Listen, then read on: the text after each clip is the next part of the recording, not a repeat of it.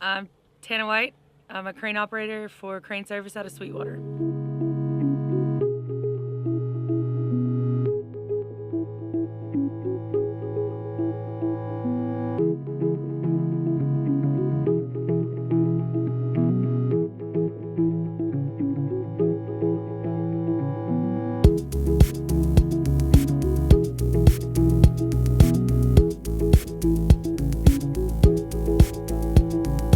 I started about 4 years ago as an oiler, and when I started here I couldn't spell crane. It was terrible. I didn't have any idea what they did. A friend of mine was running a crane here and asked me if I wanted to be an oiler, and I had never done it before, so I thought I'd try it for a little while. So I went and got my CDL, and Bob took a chance on me, and I've been here ever since. After I got my CDL and I started, I went through quite a few trainings and classes, and I followed a lot of people around and I asked a lot of stupid questions.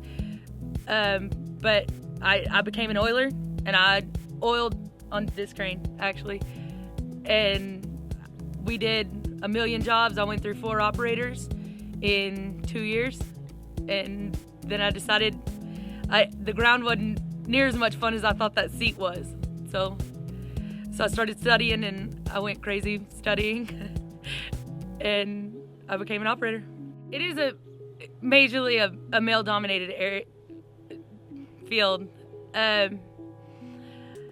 It's my favorite question is when I pull up on a job is, well, where's the operator? When's he gonna be here?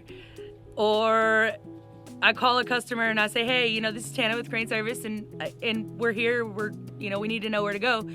And I get yelled at. Like, I don't want to talk to the office. Have the operator call me.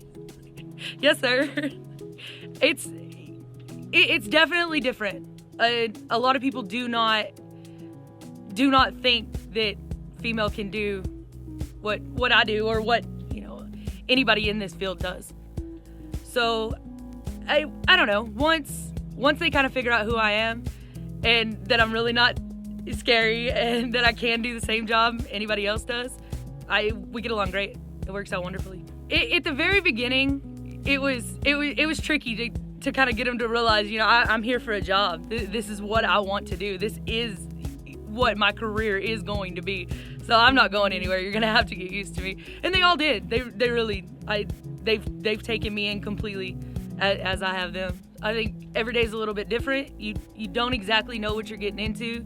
You don't exactly know, where you're gonna be at the end of the day.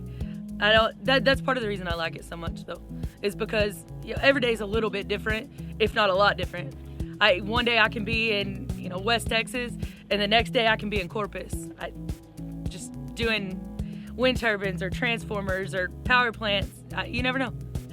There's so many things I love about it. I love the people.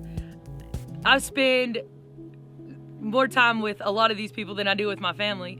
So I've completely fallen in love with everybody I work with. They're my really, really good friends. And my biggest joke is I go to work every morning to hang out with my friends and drink coffee. So that's a big part of it. And then just the different, the diversity of everything. It's wonderful, and it's really interesting. I'd say it's all about hard work, and you've got to bust your butt to get to the top if that's where you want to be, and never give up. And you will have bad days. The days that they tell you can't do it because you are female, and those days suck. They suck real bad. But I have so many more days that are just wonderful. They're awesome. But you can't stop trying. You can't stop working, and it will be hard. You've really got to pick yourself up after that, because it's hard. I remember every one of those days, and they were all hard. One of the first jobs I went on as an operator was in Westbrook, and we were putting up a small personal wind turbine, and I ended up offloading all of the pieces and setting it until the very top, which we had to get an 8460 to come in and set the top. But I erected the rest of it by myself.